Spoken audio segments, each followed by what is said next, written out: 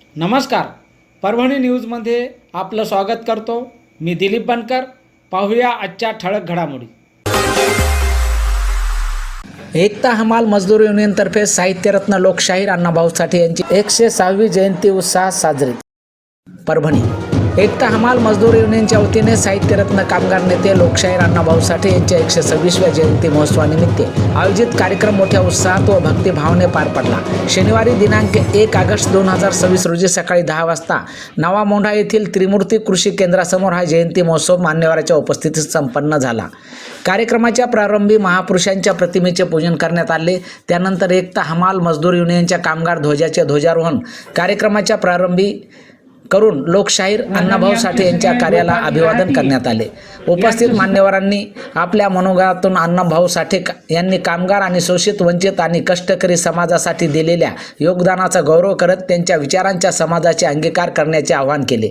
कार्यक्रमाचे उद्घाटन शिवसेना उद्धव बाळासाहेब ठाकरे नेते कल्याणराव रेंगे पाटील यांच्या हस्ते झाले.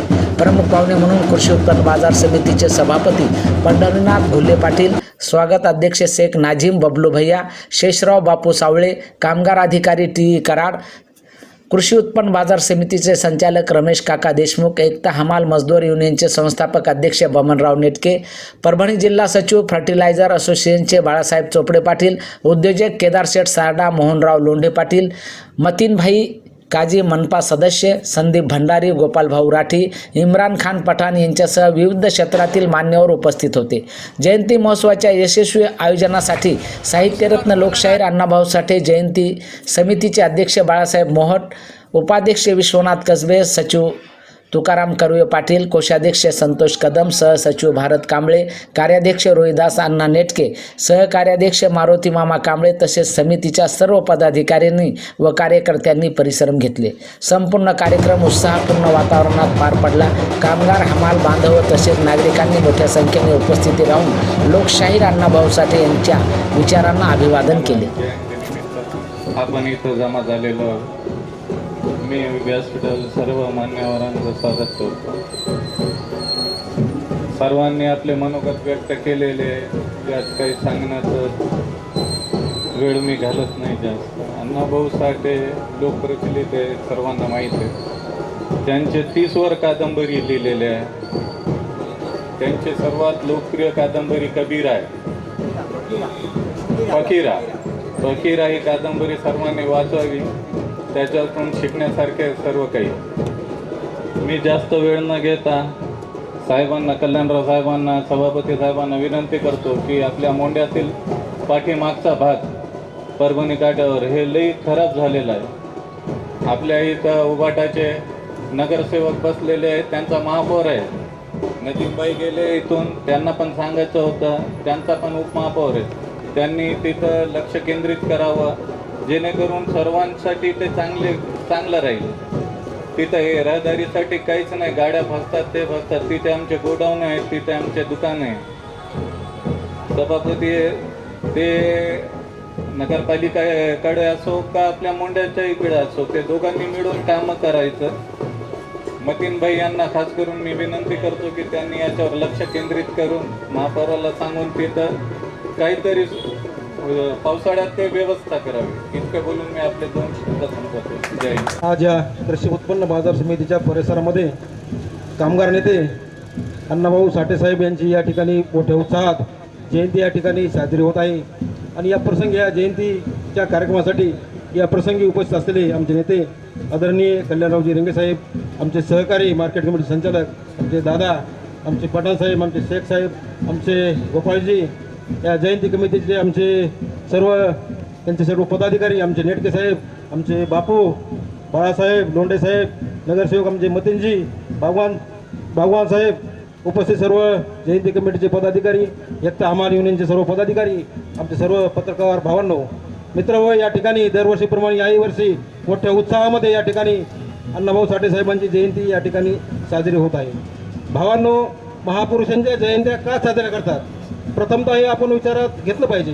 भावांना तत्कालीन परिस्थितीमध्ये त्या काळी त्यांनी काय काम केलं समाजासाठी, त्यांनी काय काम केलं, त्यांना काय अडचणी आल्यात, त्यावर देखील आपला प्रकाश टाकला पाहिजे.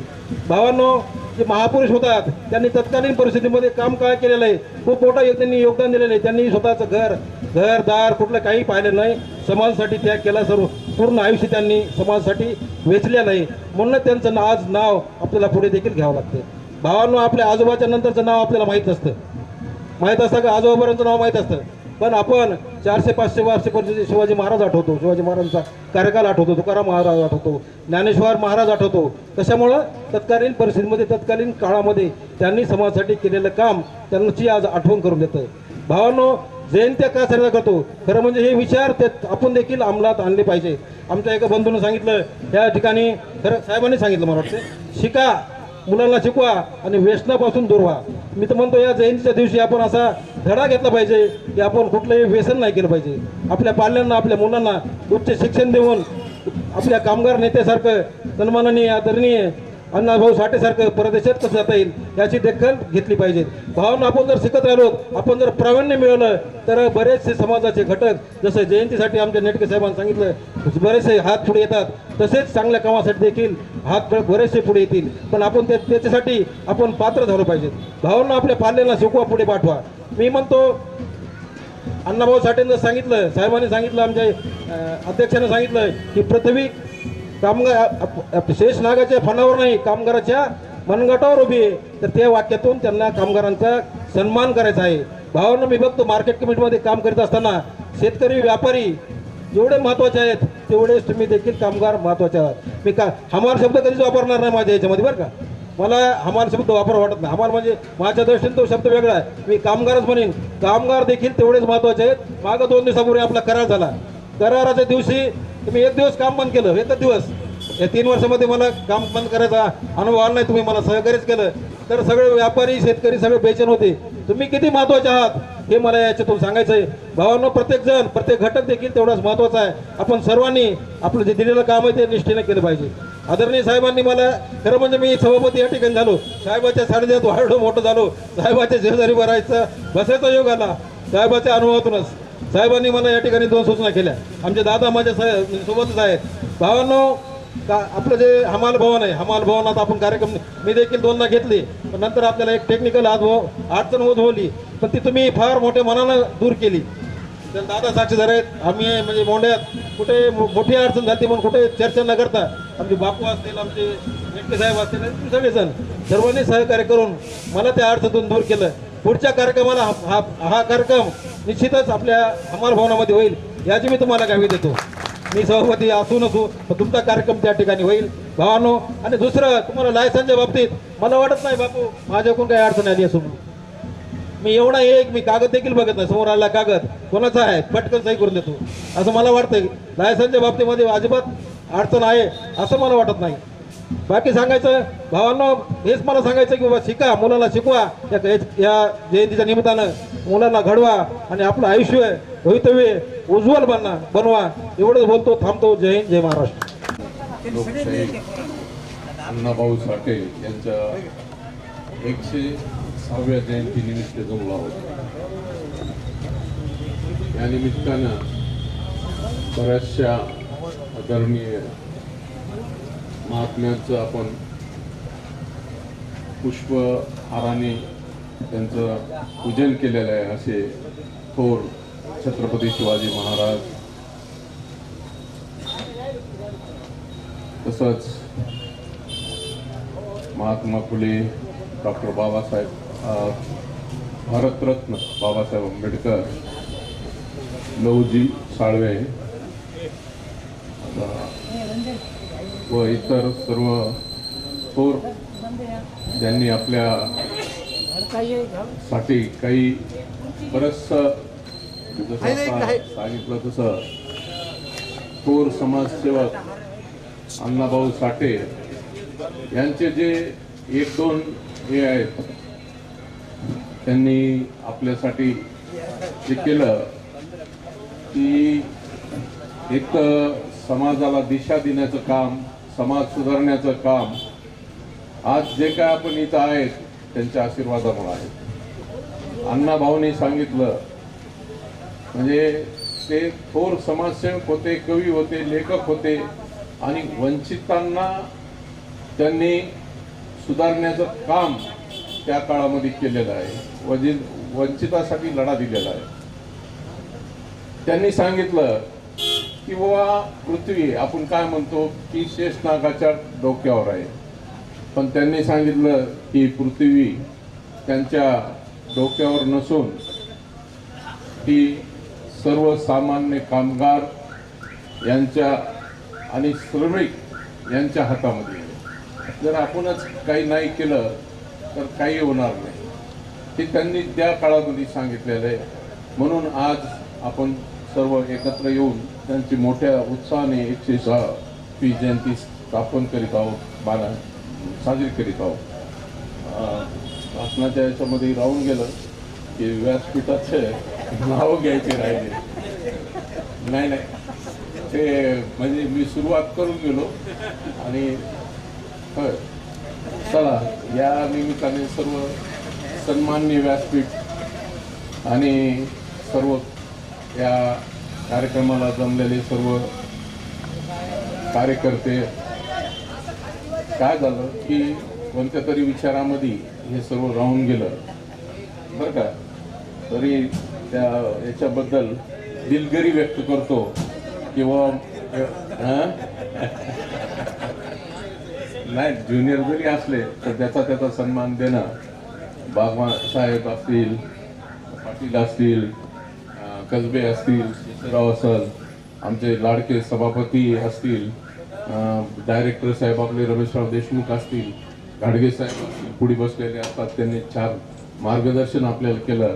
शेख भाई असतील, पठाण साहेब असतील, आमचे लहाने भाऊ किंवा मोठे भाऊ काय समजायचं समजून घ्या, राठी साहेब असतील.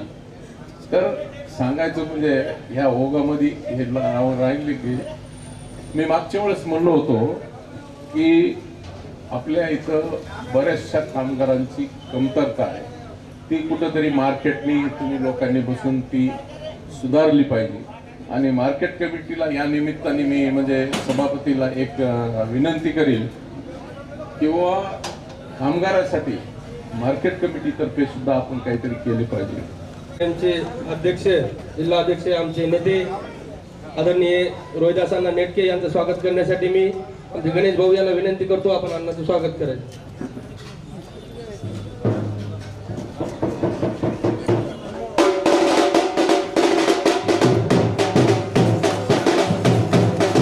विषय असा आहे, आमचे कामगार बंधू जेवढे आहेत एकता हमाल मजदूर युनियनमध्ये म्हणजे फर्टिलायझरमध्ये सिमेंट, लोखंड, पत्तर हे जे काम आमचे आहेत, आमच्या व्यापाऱ्याला कुठलाही आमचा रुकावट नाही, कारण का कुठेही आम्ही माणूस कमी पडू देत नाही. आणि एवढं असून आम्ही इथं कामगार असून आम्हाला लायसन, मार्केट कमिटीचं लायसन काढण्याकरता फर्टिलायझरची काही नोंद घेत नाही.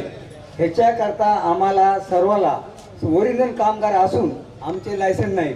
ह्याच्याकरता आमच्याला सभापती साहेबाला विनंती आहे की आम्ही ओरिजिनल कामगार आहेत त्यांना लायसनाची ही सुद्धा करून देण्यात येऊ. आणि तसेच आमचे काका रमेश काका आम्हाला मार्केट कमिटीमध्ये सर्व जे बी कार्यक्रम असतात त्यांना आमच्या चांगल्या पद्धतीने आमच्याला सहकार्य करतात. तसेच आमचे गोपाल भाऊ राठी हे बी खूप आम्हाला सहकार्य करतात. याच्याकरता आम्हाला इतर कुठं बाहेर जाण्याची गरज पडत नाही की बाबा कुठं पट्टी मागण्याची याची त्याची. पण इथं काय व्हायला की काही लोकांना बुक्क काढत, काही किदागड्या काही लोकांना. तर माझं म्हणणं आहे रमेश काकाला एवढीच विनंती आहे किंवा जे ओरिजिनल कामगार आहेत, खरे कार्यक्रम घेतात, ह्याच कामगाराला पट्टी देण्यात यावं. कारण का की जे काम आम्ही जर वर्षाला एकच बार कार्यक्रम घेतो, तर ह्याच्याकरता आम्हाला तुम्ही सर्वांना सहकार्य करावं. एवढं बोलतो, थांबतो. आणि याचबरोबर हे बातमीपत्र संपलं. पुन्हा भेटूया पुढील बातमीपत्रात. शहरातील ताज्या घडामोडी जाणून घेण्यासाठी पाहत राहा परभणी न्यूज.